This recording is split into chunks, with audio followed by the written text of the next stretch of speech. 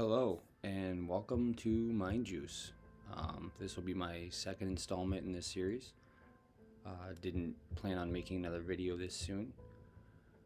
However, I was quick to come across all the news and interesting aspects to this Inan Harsh character, who happened to be the neighbor of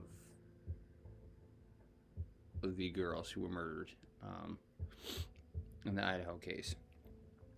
So I'll try to be short and sweet this time. There's a few thoughts I wanted to share, all specifically related to Inan Harsh. As you know, if you listened to my last video, I like to focus on the context of the act itself. So that day, being in the midst of the social aspects of the college, Greek row, all the sororities, frats, typical weekend in college, it's expected you're going to see individuals walking late into the AM hours. It's college. There's bar scene. There's fraternity activities, sorority activities. It's not unnormal on an early AM of a Saturday or a Sunday, 2, 3 in the morning even, to see people coming home from bars, doing all of that. So whoever this perpetrator was had to have been comfortable in that setting while also being aware of that very fact. So from my perspective, that entails that it would have to be someone either familiar with, who frequents that area specifically quite often, or someone who resides and lives there, which some will say is common sense on its face. But understanding the mind of the perpetrator, or trying to unravel that pathology, I believe is the clue to figuring this out. And I believe Inan has presented himself very well for that topic. What I will say with that said, if we go back before YouTube, BTK or the Zodiac Killer, they were all known to taunt police, whether it be through letters, calling from a phone booth, sending in a floppy disk. It was all like secondary contact with law enforcement if they'd reach out. Inserting themselves into the middle of everything. That was a time before social media. I can't think of many instances in the era of social media where an individual of this sort, a killer per se, interjects himself so immediately front stage. Yes, the Zodiac reached out, taunted, so did BTK, but it was all secondary. It was behind the scenes. It was the mail or the newspaper. This is different. Taking interviews immediately, instantaneously being spread to any device, anywhere at any time. The exposure level is so much more heightened in today's world.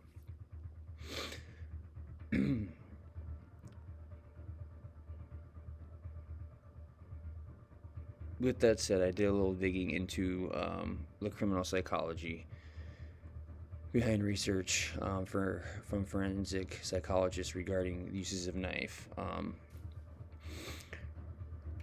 And one quote that I caught was, anytime someone commits a murder or assault, either by choking, stabbing, or making bodily contact, it always, all caps, speaks to a level of rage and perhaps a personal connection. That shooting does not. And that's a quote from a forensic psychologist. He claims that using a knife instead creates more of a visceral, graphic, and provocative sense to the self of the perpetrator versus a firearm, more intimate.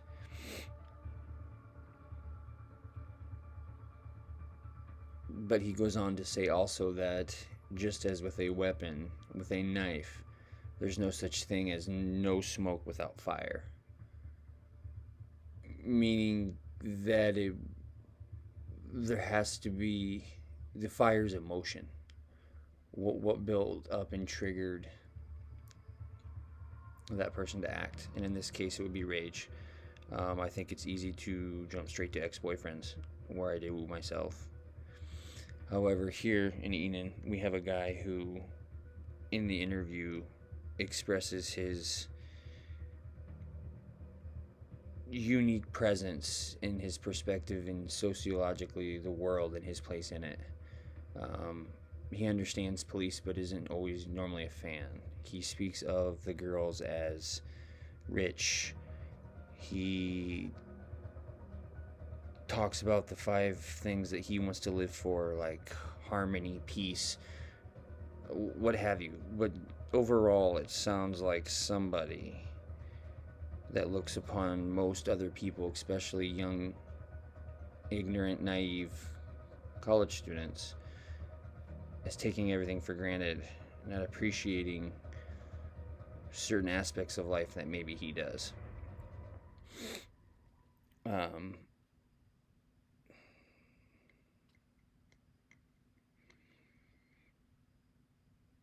but yeah, precisely, to get exactly to my point, that's just a little rambling thought there. There's 3 key things. After going back through the grub truck video, he makes an appearance wearing a reggae Navajo type sweatshirt right next to Maddie, in between Kaylee and Maddie. It's very clear and evident. I'm not speculating. I think it's very clear if you understand his lifestyle and look at, there's no denying it's him. Now, why, if he's talked to police twice and does a 40-minute interview with Hidden Crime, she did a great job in that interview, by the way, does he not seemingly mention going to the food truck? And if he knows these girls as he so well claims he does, being in that closer proximity, I mean, kind of reaching around Maddie to get his food, there's no engagement as it appeared. But yet, when he talks on camera after the fact, specifically giving his timeline of events between midnight and 4 a.m., doing some activities, playing a game of League, bullshitting with a coworker, even remembering a white Elantra being out of place and it could have possibly had a Colorado or Montana plate. How can you so precisely remember those details? Express them in a way that comes across as, yeah, you just happen to remember that, but yet you don't remember going to the grub truck, which is known to be the last video evidence before the girls were killed. I think that's kind of important there, sir. Definitely think that's important. And if that were the case, and let's say it's him, he wouldn't really have an awareness of Xana and Ethan, or the fact that Ethan came back with her, because he's in the same timeline as Kaylee and Maddie. He wouldn't necessarily know that Ethan was there, which I think adds up with the fact that he was caught off guard by Ethan approaching him at the bottom of the stairs as he came down.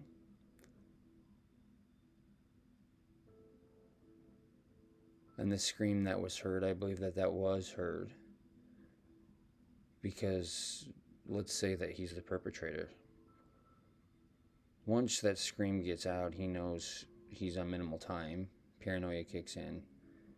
Maybe he does exit through that front door, because that's the closest place back to his apartment.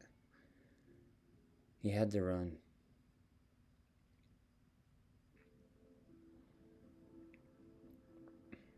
But the grub truck, that's number 1. Number 2, the ceiling in his apartment, the wooden tile is identical to the wooden tile in the pictures that have been circulating regarding the Snapchat photos. I'm not including them in the video because I'm sure you're aware of what I'm talking about. I don't want to spread it if it's not true. It's not 100% verified. But of a masked man at 3:30 in the morning, he has this same ceiling, which I believe are quite unique, and as he explains, was one of the few places he could find to rent because the ceiling was high enough. to where he could practice his juggling.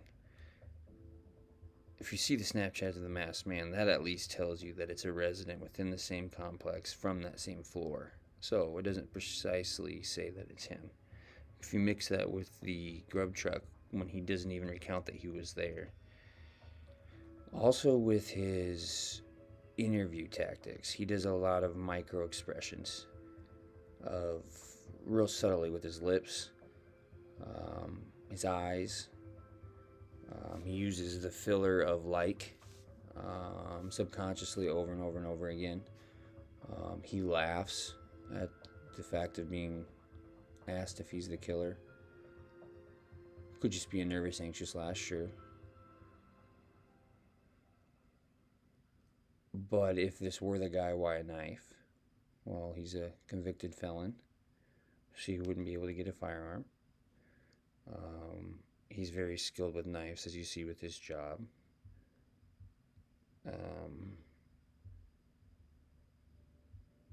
Would he have that rage with these girls, that motive?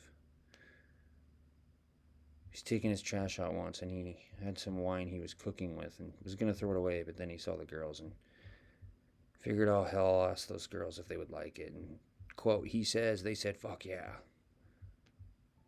So he wants you to think that he was just a nice guy, go offer some alcohol. To be fair, and from my opinion, this is a socially awkward individual, in his late 20s, living in a sociological context or bubble per se with a bunch of young, naive, ignorant, pretty sorority women. He didn't get to experience that life. He was serving prison time. Now he's a chef. Did he try to develop a relationship with one of the girls? No, that's under the impression I am. I'm under the impression that he has that, I forget, asmorphia, is that what it's called? Where you develop delusions, and he started to construct what he believes is a relationship with one of the particular girls, when in reality, she may just be being nice. But maybe it was that night at the food truck when that became clear to him and he snapped. He does reference hearing them party all the time. It doesn't bother him.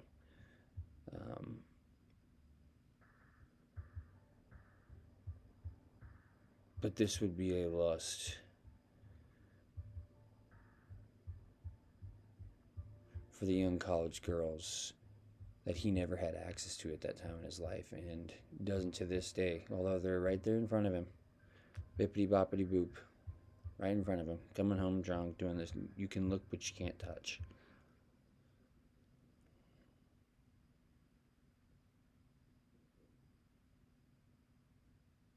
This may be your guy. There are a lot of red flags. A lot of red flags. But that will be my last thought on this. I hope all is well. The weather here in the Midwest is awfully cold. It's miserable. But all is well. Christmas is around the corner. I wish everyone nothing but the best. Take care. And we'll talk to you soon.